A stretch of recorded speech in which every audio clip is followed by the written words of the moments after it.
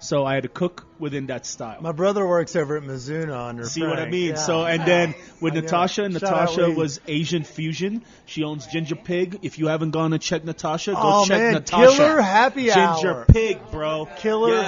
happy hour. And she even let me do some of the dumplings, which was really, really nice of her. Thank you, Natasha, for letting me fulfill that destiny. It was that food over there, and she's been on the podcast as well, but She's awesome. her story is really gnarly about her time there and how she learned from, I believe it was the woman that she was living with, like a white American girl living in China, and she's like, man, there was this bomb food, and you can't get it at shops. It was like, it was made in the kitchen. I was like, You can't get the flavor of fish sauce and lemongrass and chilies and garlic out of that palate once you've tasted it. yeah, So- she was like hunting it, and when she found it, she's like, all right, it's time to go to work. So yeah, Natasha did a hell of a thing, but now with Jesus comes from Monterrey, Mexico, and the man owns a sushi restaurant, he owns a ramen restaurant, he does tacos. He has done so much. So guess what we're going to do is we're going to do everything that he's done. So I'm going to do a ramen representation of Tora. We're going to do... He has a bento box. He has a bento box on the menu. We're going to do a vegan take of There's- some sushis. And he has some sashimi as well that I Yes, saw. and we're going to do a Japanese-ish tea cream. So we have a tea cream dessert that is going to be lightly sweetened, and we do a lot. It's going to be amazing. This is It's going to be epic. And where can people get tickets if they want to? So, Fireside5.com/supper club. That's it, folks. Or Go you to could these you could social follow medias. us Yeah. on Instagram, Miss Betty Supper Club. That's the handle. Spell And MSBE. BETTY. Yeah. It's sometimes people get shadow banned. I don't know any of Yeah, those who people would that personally. be? It's me. I'm shadow banned. But if you type in the first 12 letters of my account, It should pop up. yes. Yeah. but you're Taj talking has about like 5 Instagram accounts. chefs that are grinding and making these awesome dishes have locations around town. Yes, sir. You have one in your kitchen that's also about to make a brand new location or start to just tear it apart here with some barbecue as well. And Chef Josh, tell me a little bit about what the sleeper is in this dish that I'm about to eat, Josh. So the seasoning's actually made by Taj. Are This these though anything was no, these aren't. I don't have the jerk. I have It's a the maroon jerk the spice. curry spices in my house. Yes, you do. That shit, I've used it. We've Euro used curry it. powder. I've used it. Awesome. Girlfriend killed it. It's amazing. I think I sent you I think I posted about it. Yes. All right, tell us a little bit about this dish. You Absolutely. can buy it there. So what I did is I rubbed in some canola oil, just because you want the seasoning and everything to stick on there, and then from there I smoked it for a little over an hour. On his Traeger grill yeah. that he just built, his old rig. You built your own rig? So His own rig. yeah, I have a two Traeger 1300s Two of the that biggest I Traegers out there. that I put onto a actual trailer. I bought an actual trailer kit and put the trailer together myself, and then yeah. That's fucking legit. Well, it smells fantastic, and obviously our guests can't, our listeners can't smell I it. wish you could have But they can be smell-o-vision. guests to join us. This Audio. So I think it came out really well. tell me a little bit about where you get your, I guess, expertise. Is it? I guess you mentioned protein and things of that nature. Are we picking up and using a little bit of what Taj got you going forward in the new restaurant ideas and There's concepts? a little bit of Taj, a little bit of Lucas, even a little bit of my previous chef Ty over at Restaurant Olivia and Bistro Georgette. There's a little bit of everybody and everything, but there's also, everything that I've picked up from watching just countless things of barbecue competitions. And have you thrown your name in the hat for any of the competitions out there? Have you gone and done any of that? I in have action? done some competitions, only a couple, and luckily I have not placed last in any of them. I've not placed first either. By the way, in case anyone's I wondering, don't think we're it's all as loving it. easy as just going out there. and No, getting there are first. guys that go on competition that literally that's their one and only thing they do. Guys that have been doing this for 25, 30 years, they know what the judges like and everything. Competition cooking's a whole different ball game compared to anything else because you only get one chance to really impress them, and you're also cooking for 4,000 or 400 or whatever. Well, you're actually only cooking for 6 judges. I thought you usually would have to, in these competitions, give out the same product that you would actually put on the plate. No, so basically the way it works in KCBS rules is there's a panel of judges, and they're broken up into groups, and basically your to-go box is sent up to these judges. You're rated on 1 bite and 1 bite only, so you only have 1 bite. What's the best you've done? I've done 2. What's the best you've done? Finish. What's the best that I've done? You finished. Overall, what was I like? We can add 20 this out of 40 or so. Hey, there you go. Yeah. What do you 20 out of 40. But you just scared the shit out of me and probably our listeners. We ran at each other at the same time. I definitely, which briskets, everybody likes it. I think it's the best thing I cook, but I actually scored last in brisket because I'm a Jew, and I think this brisket's amazing. I've had it, so I vouch. Well, what happened is what's your forte?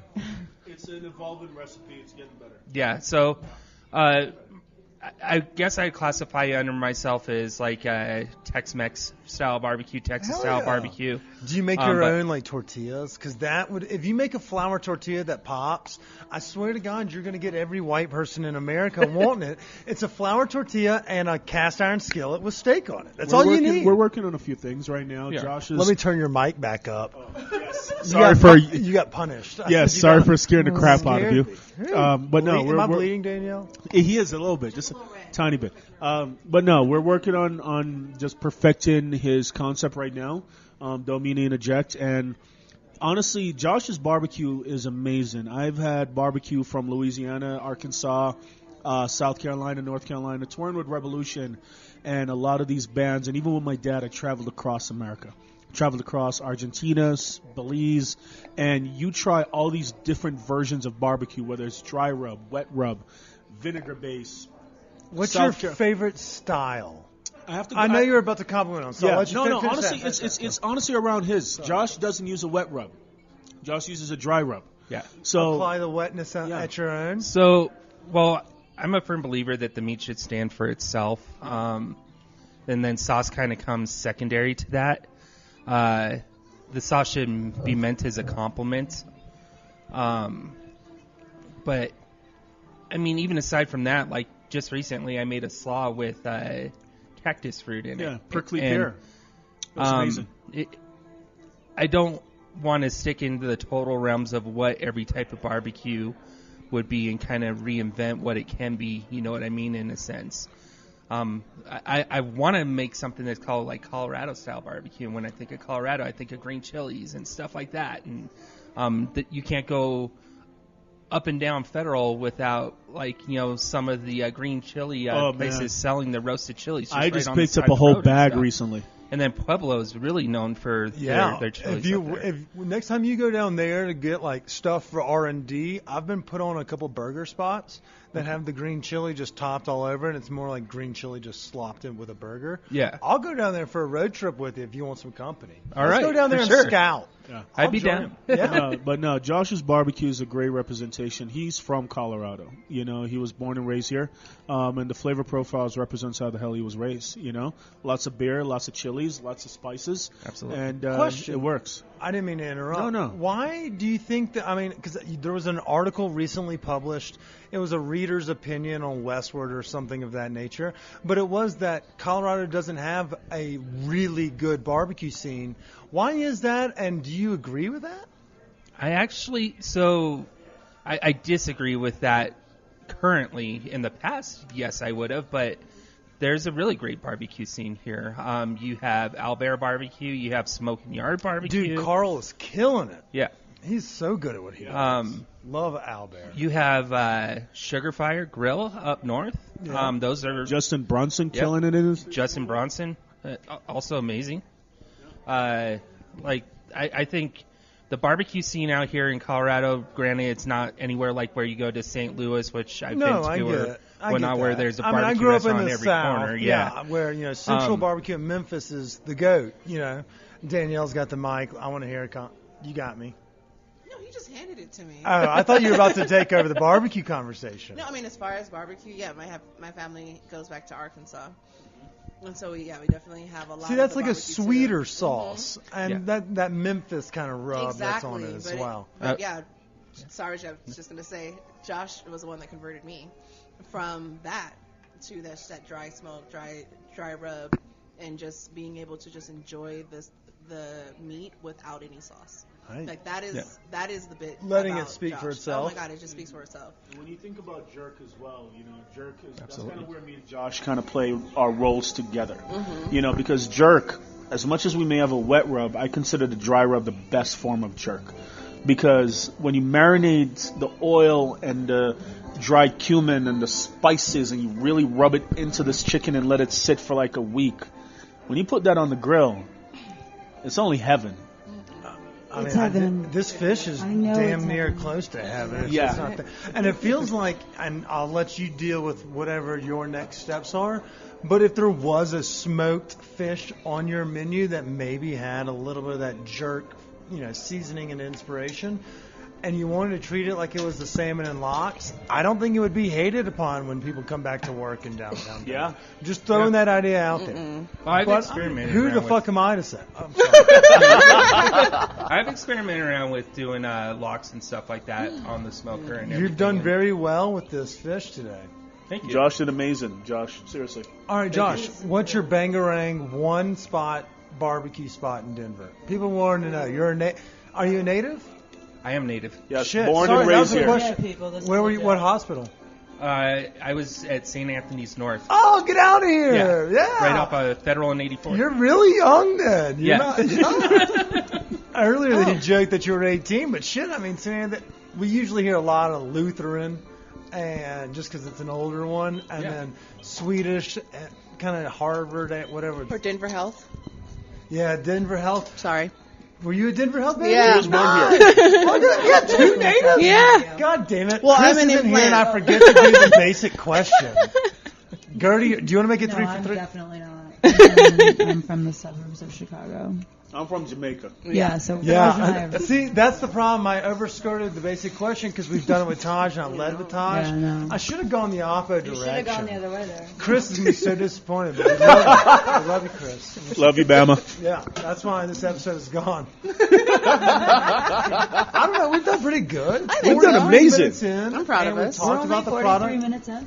I thought it was longer. Yeah, but the Honestly, I thought it was shorter. You said we were- well, lucky for y'all, we are. I mean, I feel like we did a pretty good plug there. We talked about everything from barbecue to anything.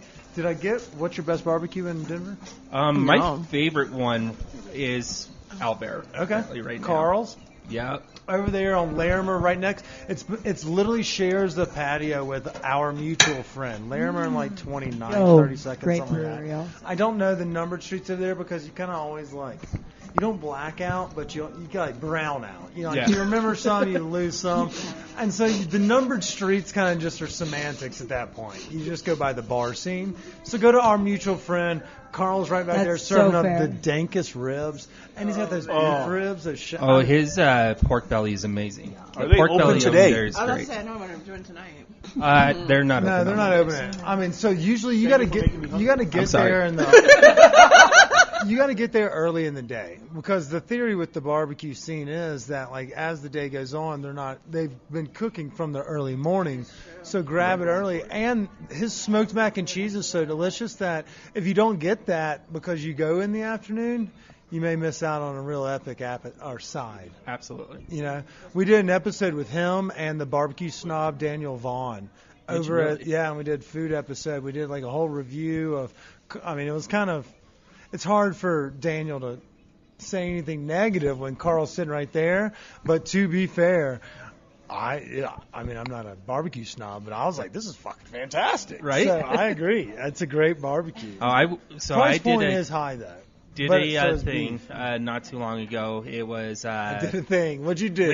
lamb jam. Oh. And they I were thought you meant like a couple exposed. booths down from us, and I had to I shot go the out of program. my way to just go over and just tell them that I like their barbecue. So It's so good, dude. It is.